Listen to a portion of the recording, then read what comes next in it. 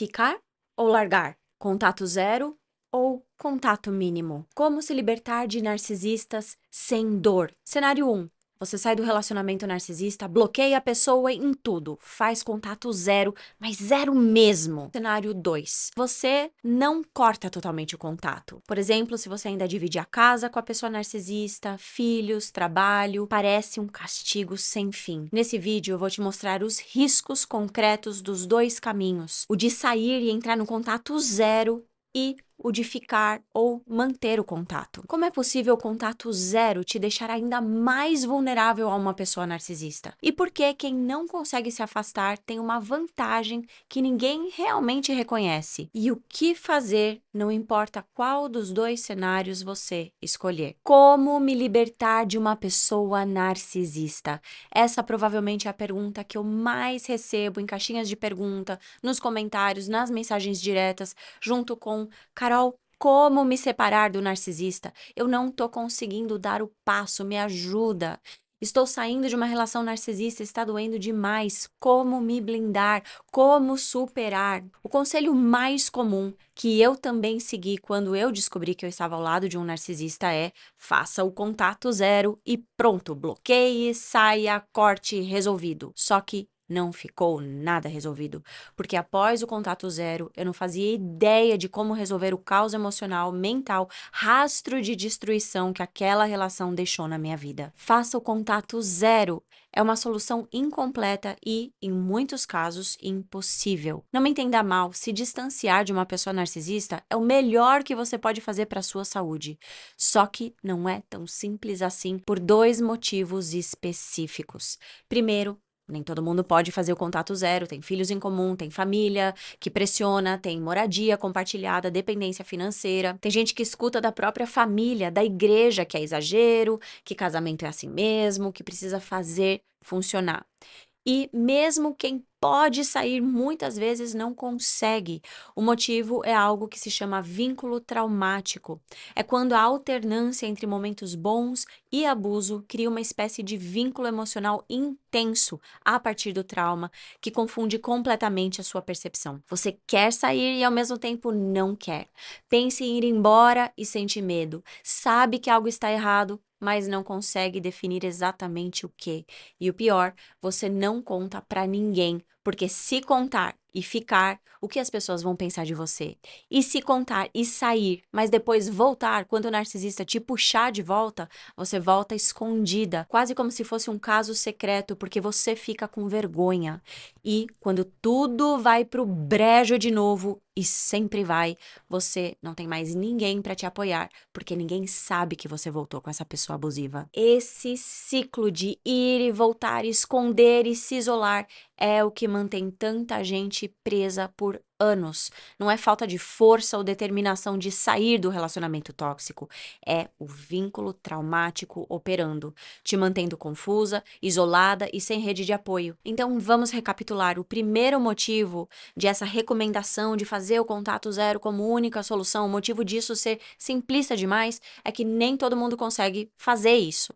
E o segundo motivo, que quase ninguém aborda, é que o contato zero tem os seus riscos, riscos imediatos e riscos que podem aparecer meses depois, sorrateiramente, justamente quando você acha que já superou o ou a narcisista. E eu digo isso como alguém que já viveu os benefícios, mas também o lado sombrio do contato zero na própria pele. Nesse vídeo, eu vou te mostrar esses dois lados, os riscos de ficar com uma pessoa narcisista e os riscos de terminar a relação e já pular logo de cara para o contato zero. Cenário número 1, contato zero imediato. Você termina o relacionamento e bloqueia a pessoa narcisista em tudo, telefone, redes sociais, e-mail, corta o contato de uma vez.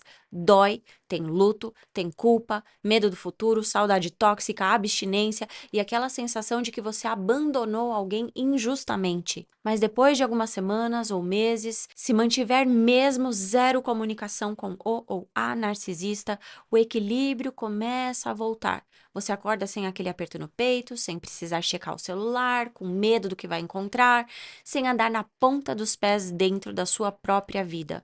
E esse alívio é real, é legítimo. O problema é o que acontece depois. Sem contato mais nenhum com a pessoa narcisista, você não recebe mais aquelas mensagens passivo-agressivas, não vê mais as provocações, humilhações e os absurdos, não tem mais evidências frescas de quem aquela pessoa realmente é. E com o tempo, a memória começa a fazer uma coisa perigosa. Ela edita, suaviza, ela apaga os piores momentos e deixa só os melhores. E isso se chama recordação eufórica. É quando você começa a lembrar da pessoa narcisista como se ela fosse uma versão muito melhor do que ela realmente era. Você pensa, tivemos também momentos bons. Talvez eu tenha exagerado. Será que eu fui a pessoa injusta da história? E se eu nunca mais encontrar alguém que me faça sentir feliz como essa pessoa já me fez sentir? 6 meses passam, a pessoa narcisista manda uma mensagem, um pretexto qualquer para entrar em contato, às vezes até manda presentes, vem com pedidos de desculpas e jurando mudar dessa vez.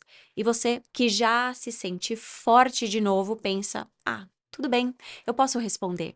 Eu já superei, eu posso ir tomar um café com essa pessoa. Eu vou finalmente mostrar para o narcisista como eu estou bem agora e o que essa pessoa perdeu. Essa é a armadilha.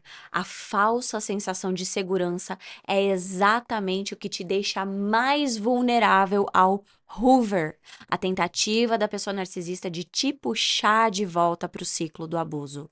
Não porque ela tenha reconhecido de verdade os próprios erros e o quão especial você na verdade é, mas porque ela não quer abrir mão do poder que ela tinha sobre você e dos benefícios de ter acesso a você quando ela quiser. É sobre controle e utilidade e não sobre amor ou conexão.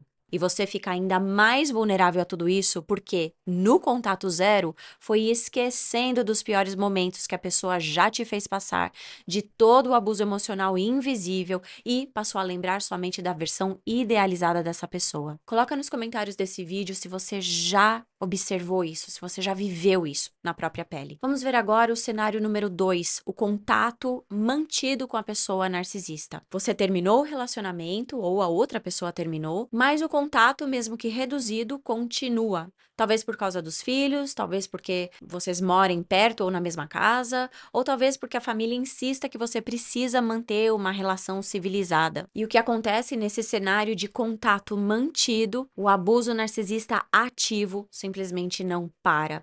E em muitos casos até piora. Abuso pós-separação é algo muito comum que narcisistas praticam. Mensagens agressivas no meio da noite, vitimização pública, posts passivo-agressivos nas redes sociais que só você sabe que são para você, manipulação através de terceiros, ou seja, triangulação através dos filhos, de uma nova relação que a pessoa narcisista fica agora exibindo como sendo maravilhosa, tudo que você não pode ter ou nunca poderá ter, e campanhas de difamação contra você entre familiares e conhecidos. A pessoa narcisista joga o papel de vítima injustiçada e outras pessoas começam a te olhar como se o problema realmente fosse você. Você perde amizades e, em muitos casos, até o apoio da própria família. Com o contato mantido com a pessoa narcisista, mesmo após o término da relação, existe constante oportunidade desse ou dessa narcisista fazer o Hoover. Assuntos sobre os filhos que podiam ser resolvidos em uma frase viram uma novela de 10 mensagens apelando para sua empatia. Temas de trabalho ou da casa viram brechas para passar a borracha e fingir que está tudo bem e que o relacionamento continua normalmente sem real resolução. Uma sobrevivente escreve: saí da relação em depressão e não estou melhor, agora enfrentando a toxicidade da família. A sensação é de que nunca vai acabar. Eu entendo completamente esse sentimento e é importante fazer planos para mudar essa situação.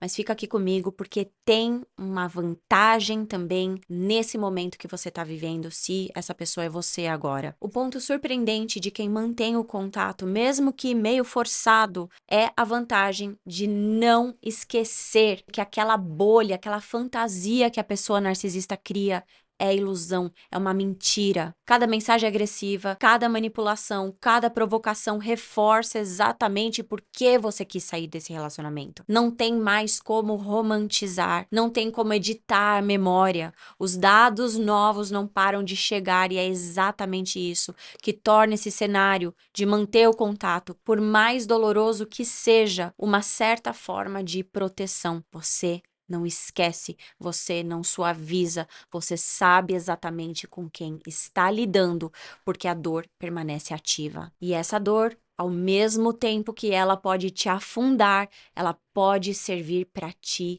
lembrar. Então, os dois caminhos têm riscos. O contato zero te protege da dor imediata, mas abre uma brecha para recordação eufórica. O outro, manter o contato com a pessoa narcisista, mesmo após o término, te mantém na dor e no abuso ativo, mas ao mesmo tempo te protege da ilusão de que essa pessoa poderia mudar. A pergunta mais importante agora é: o que fazer com as informações que você tem? Porque não existe caminho de liberdade automática. Nenhum dos dois resolve a sua situação totalmente.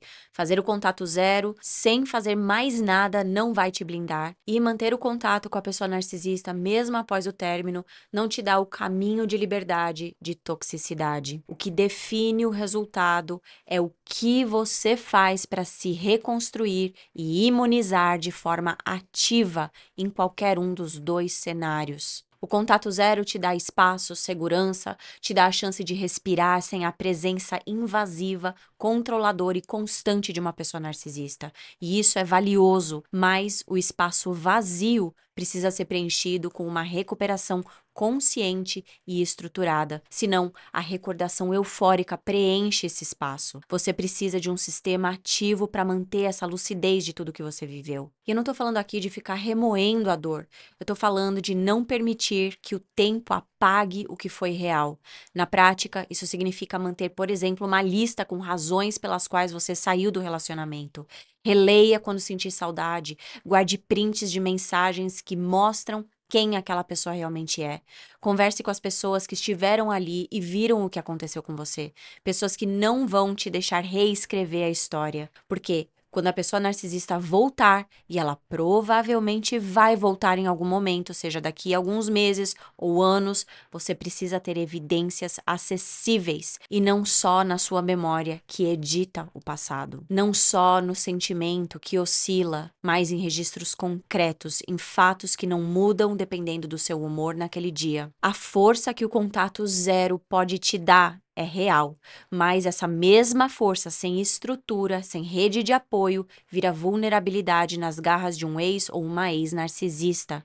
E é por isso que sobreviventes tendem a voltar em média 7 vezes para uma pessoa abusiva antes de conseguirem sair definitivamente do ciclo. E isso pode levar anos ou décadas e muitas pessoas nunca conseguem sair por esse exato motivo. Já o contato mantido com uma pessoa narcisista, mesmo após o término da relação, não te dá espaço para respirar, te dá exposição constante e cada exposição é um desgaste traumatizante. Por isso, também nesse caso, você precisa de um sistema ativo de proteção para não implodir. Isso significa preparar respostas estratégicas, não morder as iscas de provocação que a pessoa narcisista joga só para te desestabilizar e controlar, distanciamento emocional e contato mínimo possível. Focar em resolver apenas questões práticas absolutamente necessárias, cordialidade neutra, pedra cinza, nada além. A dor que o contato mantido te causa é real também, mas essa dor também pode servir de informação, e essa informação tem o potencial de te proteger de recaídas se você souber o que fazer com isso. A verdade é que quando se trata de narcisistas na nossa vida, não tem caminho fácil, não tem caminho indolor. E os dois caminhos, o contato zero ou o contato mantido, exigem a mesma coisa: consciência e estratégia. estratégia, reconhecer o padrão, mapear as táticas da pessoa narcisista de manipulação, construir respostas que não sejam reativas e sejam pensadas, intencionais e seguras para você. É exatamente isso que o meu método Imune traz. Por isso, eu não digo faça o contato zero a todo custo, como se fosse uma fórmula mágica. O meu foco é em prover ferramentas para qualquer cenário em que você esteja. Porque não importa se você cortou contato ou se você é obrigado a manter. O que importa é que você saiba o que está enfrentando e que tenha um plano para lidar com isso, um plano para o seu futuro. A decisão de ficar ou sair não é o que vai te proteger de um ou uma narcisista. O que te protege de verdade é a decisão de se preparar ao invés de apenas se lamentar. Não existe decisão certa universal. Existe apenas a decisão certa para o seu momento, para a sua realidade, para o que você consegue fazer agora. E essa decisão precisa ser informada e não desesperada ou forçada.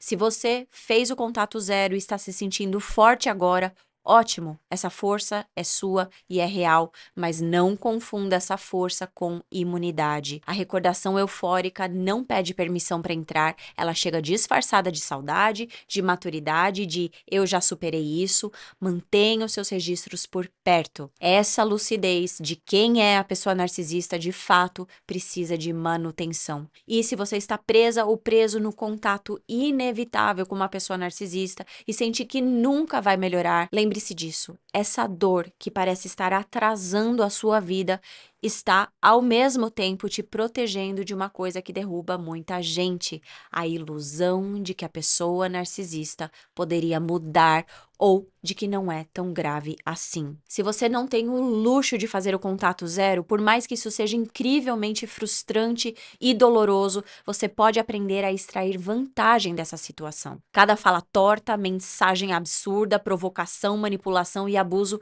é mais uma prova de que você tomou a decisão certa ao se distanciar e reduzir o contato ao mínimo possível. E para quem ainda está na dúvida, será que eu devo sair do relacionamento ou será que eu aguento um pouco mais?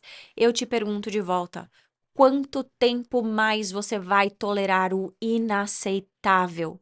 Ter esperança de mudança quando a pessoa narcisista já te provou incontáveis vezes que sempre vai te decepcionar. O contato zero pode não ser viável agora, mas sair do ciclo de esperança tóxica sempre é. A decisão de ficar ou sair é sua e não é algo que você precisa decidir agora, mas a decisão de se preparar para qualquer um dos dois cenários é algo que você pode fazer desde já. Priorize o seu futuro, planeje os passos, prepare a sua estratégia, comece hoje. E se você quer que eu pegue na sua mão para te ajudar a se reerguer, se blindar e se preparar para o futuro com estrutura e um plano real, sólido, o meu programa Imune entrega exatamente isso, independentemente de você estar dentro do relacionamento ou fora, no contato mínimo ou zero. Para saber mais, confira o link na descrição deste vídeo. E com isso, chegamos ao final deste episódio. Se você gostou, deixe o seu like, se inscreva no canal e ative o sininho para não perder os próximos conteúdos. Toda semana eu publico um novo artigo junto com um vídeo aprofundado sobre como se proteger de narcisistas, manipuladores e outros predadores sociais. Para receber os meus e-mails semanais com esses temas, é só se inscrever na minha newsletter grátis Mente Imune. O link está na descrição. Se o conteúdo desse vídeo foi relevante para você, você provavelmente vai gostar também deste vídeo aqui, os 2 tipos de ataque narcisista que prendem você no ciclo e como sair dele. Clique aqui para assistir agora. Até lá, fique bem, fique imune e nos vemos no próximo vídeo.